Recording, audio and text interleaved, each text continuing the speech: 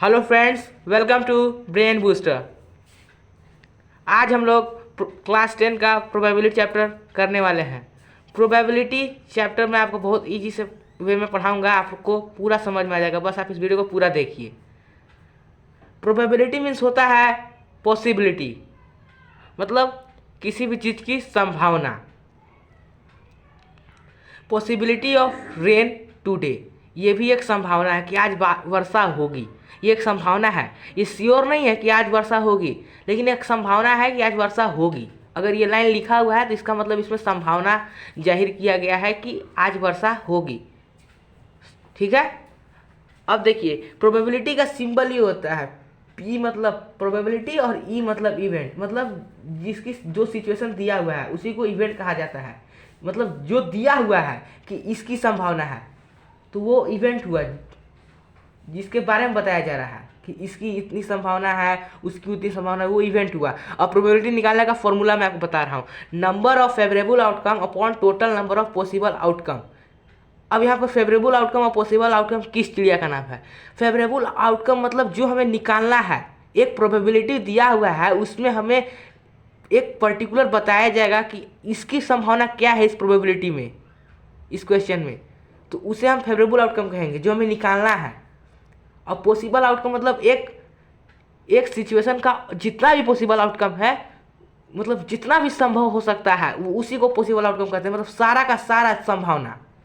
लेकिन फेवरेबल में कुछ फिक्स, मतलब हमको इस पर ध्यान देना है संभावना में कि इसके होने की क्या प्रोबेबिलिटी है।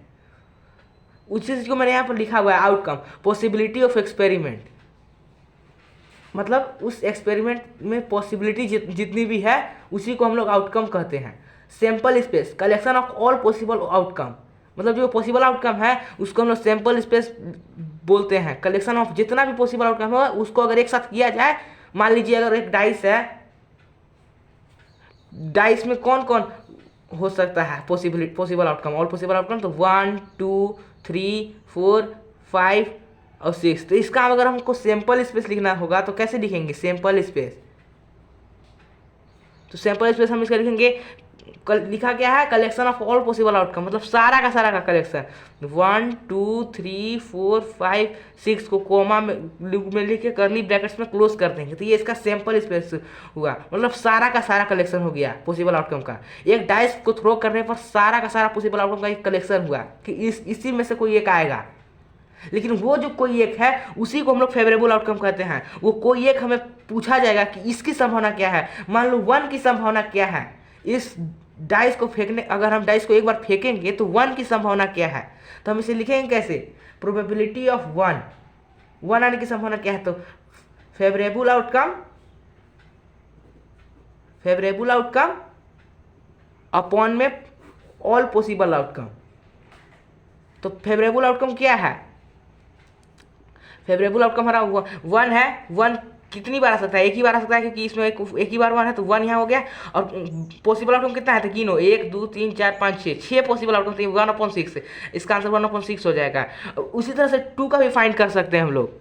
प्रोबेबिलिटी ऑफ 2 का कैसे होगा? यही चीज़ सेम है, यहाँ पर भी 2 भी एक ही बार आ सकता है डाइस को थ्रो करने पर, तो ये भी 1 हो जाएगा और ये भी 6 हो जाएगा। इसका भी आंसर 1/6 ही हो जाएगा। तो मैंने आपको प्रोबेबिलिटी के 3 मेजर टॉपिक्स में से एक टॉपिक समझा दिया है, वो डाइस वाला अभी हम समझ रहे थे। लेकिन डाइस वाला में बहुत सारा क्वेश्चन और भी बनते हैं, जैसे पूछा जाएगा कि प्रोबेबिलिटी ऑफ ऑड नंबर, डाइसे वाला में पूछा जाएगा। मान लीजिए एक डाइस को थ्रो किया जाएगा और पूछा जाएगा कि डाइस को जब हम थ्रो किए हैं तो बताओ कि प्रोबेबिलिटी ऑफ ऑड नंबर, मतलब ऑड नंबर आने की संभावना क्या है। तो देखो, डाइस को जब थ्रो किया जाता है तो 1 2 3 4 5 6 में से कोई एक आएगा। तो देखो इसमें ऑड नंबर कौन कौन है, 1 है, 3 है, 5 है। ऑड नंबर मतलब जो 2 से डिवाइड ना हो, तो 1 3 5, 1 3 5 कितने हैं यहाँ पर? 3 हो गए, 1 2 3, मतलब 3 फेवरेबल आउटकम है। और यहाँ देखो पॉसिबल आउटकम 6, 1 2 3 4 5 है, तो 3/6 इक्वल टू 1/2, इसका आंसर ये हो गया। उसी तरह से पूछा जाएगा कि प्रोबेबिलिटी ऑफ इवन नंबर, एक डाइस को थ्रो करने पर इवन नंबर मिलने की क्या पॉसिबिलिटी है, तो कौन कौन हो गया, 2, 4 और 6, ये इवन नंबर है, तो इसका भी फेवरेबल आउटकम कितना हो गया, 1, 2, 3, 3 फेवरेबल आउटकम हो गए। और टोटल पॉसिबल आउटकम कितना है, 6, तो 3/6 इसका भी 1/2 हो गया। समझ रहे हैं दोस्तों। अब देखिए उसी तरह से एक क्वेश्चन और हम लोग फ्रेम करते हैं डाइस वाला पर, probability of composite number. Composite number क्या होता है, अब ये क्वेश्चन होता है। कंपोजिट नंबर मतलब जिसके 2 से ज़्यादा फैक्टर्स होते हैं।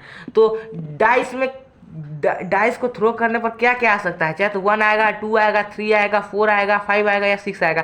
तो इसमें कंपोजिट नंबर निकालना होगा हमें पहले। तो कंपोजिट नंबर कौन कौन है इसमें, इन 6 में देखिए, देखते हैं, अभी देखते हैं हम लोग। कंपोजिट नंबर हो गया 4 और 6। देखिए क्योंकि 4 का 2 से ज़्यादा फैक्टर है, 1 है, 2 है और 4 खुद भी है, और 6 का भी 1 है, 2 है, 3 है, 6 खुद भी है। तो 4 और 6, बाकी का आप चेक कर सकते हो। 1 का एक ही फैक्टर है, 1 एंड इटसेल्फ। 2 का भी 2 ही फैक्टर है। 2 से ज़्यादा फैक्टर चाहिए हमें, हमेशा याद रखना। कंपोजिट मतलब 2 से ज़्यादा फैक्टर। कंपोजिट नंबर वो तभी कहलाएगा जब उसके 2 से ज़्यादा फैक्टर होंगे, हमेशा याद रखना। 2 का 2 ही फैक्टर्स है, 1 एंड इटसेल्फ। 3 का भी 1 एंड इटसेल्फ, और 5 का भी 1 एंड इटसेल्फ। तो कंपोजिट नंबर 2 हो गया। तो इसका कैसे हो जाएगा, तो प्रोबेबिलिटी ऑफ कंपोजिट नंबर देखो, इसका प्रोबेबिलिटी हम लोग निकालते हैं। तो नंबर ऑफ फेवरेबल आउटकम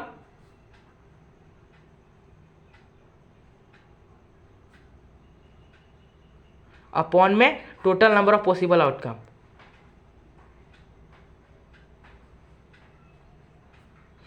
तो अगर हम इस फॉर्मूले पे चलेंगे तो हमें क्या मिल जाएगा, 2 नंबर ऑफ फेवरेबल आउटकम में 2 हो गए, यहाँ 2 और पॉसिबल आउटकम 6, तो 2/6 = 1/3। हमने ये फ्रेम कर दिए डाइस पर। क्वेश्चन हमने ये फ्रेम किया है, जो लूडो खेला जाता है पासा, उस पर ये क्वेश्चन फ्रेम किए हैं।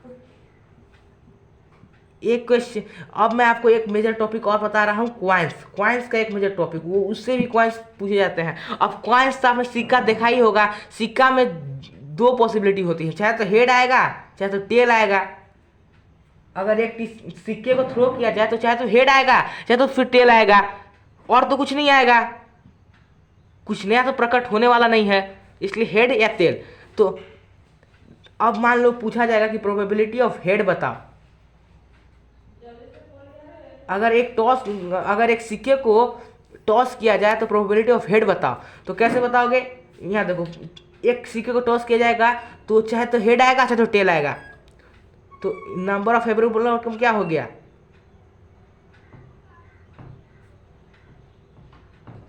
ऑब्वियसली 1 हो गया, क्योंकि एक बार हेड आएगा, चाहे तो एक बार टेल आएगा। और टोटल पॉसिबल आउटकम 2 हो गया, क्योंकि चाहे तो फिर हेड आएगा, चाहे फिर टेल आएगा। 2 हो गया ना, 1, एक हेड और एक टेल। तो ये 2 हो गए, तो इसका आंसर हो जाएगा 1/2। इसी तरह से प्रोबेबिलिटी ऑफ टेल का भी सेम हो जाएगा। हेड और टेल में से कोई एक आएगा तो इसका भी आंसर 1/2 ही हो जाएगा। समझ रहे हो।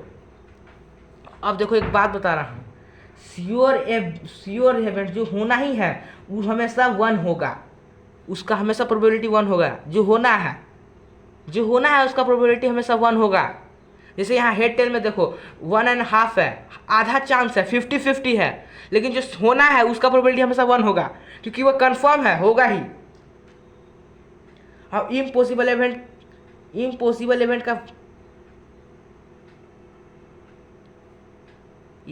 इवेंट जो होना नहीं है उसका प्रोबेबिलिटी 0 होगा।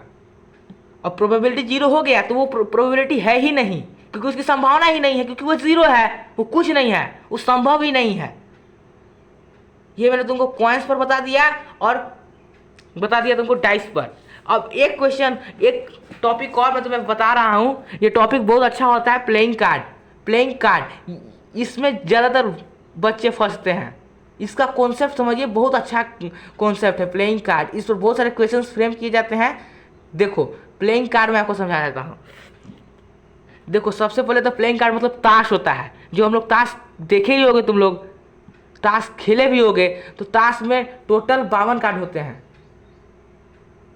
Total number of playing cards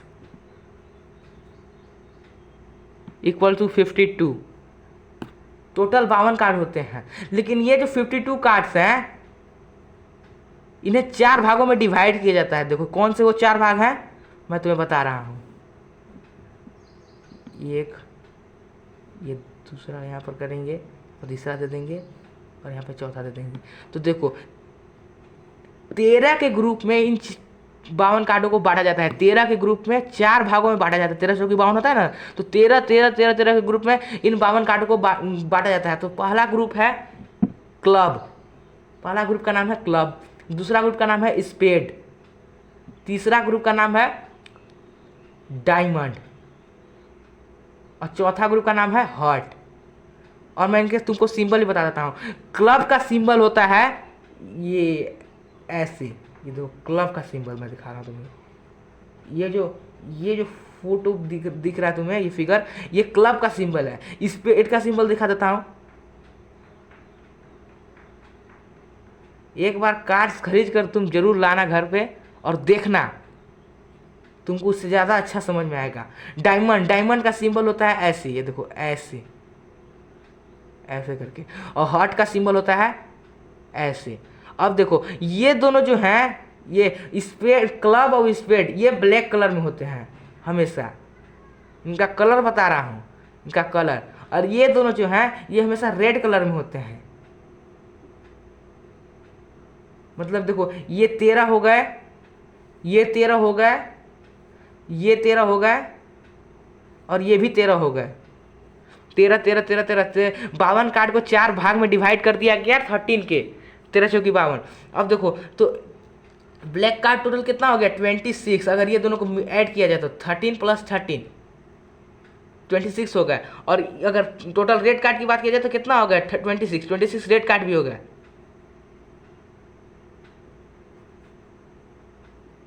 समझ रहे हो, 26 ब्लैक कलर के कार्ड हो गए और 26 रेड कलर के कार्ड हो गए। और अब मैं तुम्हें कार्ड से इंट्रोड्यूस करा जाता हूँ कि वो 13 कार्ड कौन कौन से होते हैं। वो 13 कार्ड का नाम मतलब दिखता कैसा है, मतलब क्या क्या होता है उन 13 कार्ड्स में। तो 13 कार्ड्स में होता है तुक्का, तिक्का, चौका, 5 6 7, यहाँ पर 8 और 9th और दहला। इसको पढ़ते हैं दुक्का, तिक्का, चौका, पच्चा, छक्का, सत्ता, अट्ठा, नौवा, दहला। अब देखो ये तो कितने हो गए 1 2 3 4 5 6 7 8 9, ये 9 कार्ड हुए। अब तुम लोग बोलोगे कि ये तो सर 9 ही कार्ड हुए। आपने तो 13 बताया कि 13 का 4 ग्रुप होता है, तब जाकर 52 कार्ड होते हैं। तो देखो 4 स्पेशल कार्ड होते हैं, 4 स्पेशल फेस कार्ड होते हैं। सब फेस, इसमें चेहरा बना रहता है, सब में होता है। 13 ग्रुप में सब में 4 स्पेशल कार्ड होते हैं। देखो कौन कौन होते हैं। वो होता है एस, जिसको हम लोग एक्का कहते हैं, और होता है जैक मतलब जोकर, गुलाम, जे से डिनोट करते हैं। क्वीन होता है जिसको हम लोग क्यू से डिनोट करते हैं, और किंग होता है जिसको हम लोग के से डिनोट करते हैं। ये चारों में मौजूद रहते हैं। ये 13 का 4 ग्रुप है ना, इन चारों में मौजूद रहते हैं ये चारों। तो अब गिनो, ये 9 हो गए और ये देखो ये 9 4 13 हो गए। तो 13 का ग्रुप बन गया ना, मतलब 13 कार्ड इसमें, 13 कार्ड इसमें, 13 कार्ड इसमें, 13 कार्ड इसमें, मतलब 26 ब्लैक कलर कार्ड और 26 रेड कलर कार्ड। समझ रहे हो तुम लोग। अब देखो यहाँ से मैं कुछ क्वेश्चंस फ्रेम करता हूँ, वो भी तुम लोग देख लेना। प्लेइंग कार्ड से कुछ क्वेश्चन फ्रेम कर देता हूँ। मैंने बहुत आसानी से तुमको समझाने का प्रयास किया गया है। Hope you guys understand. यहाँ से मैं तुम्हें कुछ क्वेश्चंस दे देता हूँ। मान लो क्वेश्चन में पूछ देगा कि find the probability of getting red card, तो कैसे बनाओगे। तो देखो प्रोबेबिलिटी का फॉर्मूला लगाएंगे। प्रोबेबिलिटी ऑफ रेड कार्ड हम लोग जानते ही हैं, नंबर ऑफ फेवरेबल आउटकम और total number of possible outcome. तो इसके आगे का बता रहा हूँ। पॉसिबल आउटकम तो यहाँ पर नंबर ऑफ फेवरेबल आउटकम कितना होगा, मैंने तुमको बताया कि रेड कार्ड की संख्या कितनी है, 13 का 4 ग्रुप है और 26, 2 ग्रुप ब्लैक होते हैं 2 ग्रुप रेड होते हैं। याद रखना 2 ग्रुप ब्लैक का होता है 2 ग्रुप रेड का होता है। तो 13 + 13 कितना हो गया 26 और टोटल नंबर ऑफ कार्ड्स कितने होते हैं 52। मैंने तुमको शुरू में ही बताया हुआ है। तो ये कितने हो गए 13 × 2 = 26 और 13 × 4 = 52 और ये 2 दूनी 4 यानी कि 1/2 इसका आंसर हो गया। ऐसे ही बहुत सारे ऐसे ही क्वेश्चंस फ्रेम कर दिए जाएंगे कि प्रोबेबिलिटी ऑफ ब्लैक का इसका भी वही हो जाएगा। दो को ब्लैक का ग्रुप होता है 13 का, तो वो भी 26/52 ये भी हो जाएगा 1/2। देख लो 26 दूनी 52 होता है। ये बाद में बोलोगे कि 13 से काट दिया है। तो प्रोबेबिलिटी ऑफ ब्लैक कार्ड भी समझ गया तुम लोग।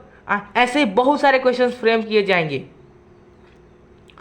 मान लो पूछ देगा probability of S card, S card की प्रोबेबिलिटी पूछ दी जाएगी, तो तुम लोग क्या करोगे। तो पता ही है तुम लोगों को कि चारों ग्रुप में एक एक एस कार्ड होता है। तो यहाँ पर रंग नहीं लिखा गया कि किस कलर का एस कार्ड चाहिए आपको, सीधा सीधी एस कार्ड लिखा गया है। तो एस कार्ड मतलब चारों उसमें आ गए, मतलब चारों एस कार्ड, हर एक ग्रुप में एक एस कार्ड होता है, एक का कार्ड होता है। तो 4 ऐसे हो गए और यहाँ टोटल नंबर ऑफ कार्ड्स 52 हुए करता है। तो ये इसका आंसर हो गया 1/13 1/13 इसको काट के तुम लिख सकते हो। 4/52 भी चलेगा लेकिन काट दो। अगर पूछ दे कि probability of red S card, तो यहाँ पर देखो रेड लिख दिया गया है। तो रेड एस कार्ड क्या को होता है 2 ही होता है, एक हार्ट का एक डायमंड का। तो 2/52 काट दो। 2 एकम 2, 2 दूनी के 4 और 2 छक 12 1/26। ऐसे ही बहुत सारे क्वेश्चंस फ्रेम किए जाएंगे। मैं तुम्हें कितने बताऊं, तुम खुद से प्रैक्टिस करोगे प्रोबेबिलिटी चैप्टर का एक्सरसाइज से, तो तुम्हारा पूरा क्लियर हो जाएगा। लेकिन मैं तुम्हें यहाँ पर एक और बात बताना चाह रहा हूँ। जैसे प्रोबेबिलिटी ऑफ इवेंट होता है, वैसे ही प्रोबेबिलिटी ऑफ नॉट इवेंट भी होता है। जैसे प्रोबेबिलिटी ऑफ इवेंट को हम लोग इस तरह से डिलोकेट करते हैं, तो प्रोबेबिलिटी ऑफ नॉट इवेंट मतलब नहीं होने की प्रोबेबिलिटी क्या होगी, उसको हम लोग P(e) के ऊपर बार लगा देते हैं। ये वाला P(e) मतलब होता है प्रोबेबिलिटी ऑफ इवेंट मतलब होने की संभावना। लेकिन P(e) के ऊपर जब हम बार लगा देंगे, P(e) के ऊपर जब बार लगा देंगे तो ये प्रोबेबिलिटी ऑफ नॉट इवेंट का हो जाएगा, मतलब नहीं होने की संभावना। और एक फॉर्मूला होता है P(e) मतलब प्रोबेबिलिटी नहीं होने की संभावना = 1 - P(e). यहाँ पर हम एक एग्जाम्पल लेंगे।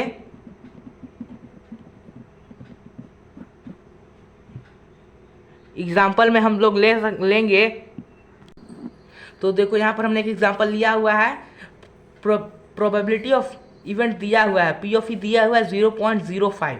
हमें पूछा गया है कि प्रोबेबिलिटी ऑफ नहीं होने की इसकी प्रोबेबिलिटी क्या है।